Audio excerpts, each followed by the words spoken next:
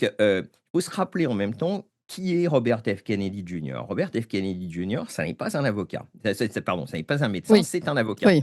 Et qui plus est, c'est un avocat, c'est de d'un lit qui fait du contentieux. C'est quelqu'un ce qu'on vient d'entendre, c'est un opening statement, c'est l'introduction, le propos introductif, d'un procès, heu qui mènera d'une sorte de procès Nuremberg de ce qui s'est passé, ce qui s'est passé à Wuhan, pendant toute la durée du covid.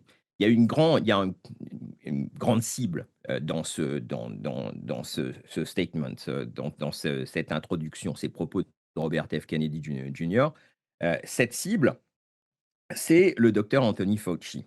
Le docteur Anthony Fauci qui, a contourné le moratoire, imposé par Obama après que je crois que c'était le virus de Marburg qui s'était échappé. Il y avait eu un accident en fait et c'est ce qui a conduit à une véritable terreur dans l'administration Obama en disant: «Il faut qu'on arrête ce genre de choses» et Fauci a délocalisé les recherches de gain de fonction au laboratoire de Wuhan. Mmh. Fauci, c'était le directeur à l'époque du NIAID, qui était le National Institute on Infectious Disease.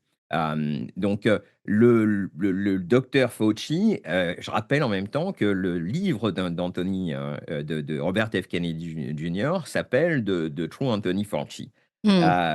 C'est véritablement, la cible de ce qui est en train de se passer. Donc on va voir une remise en cause, on va voir une véritable transparence sur tout ce qui s'est passé au moment, de la crise du covid, à commencer par l'origine dans le laboratoire de Wuhan, du covid.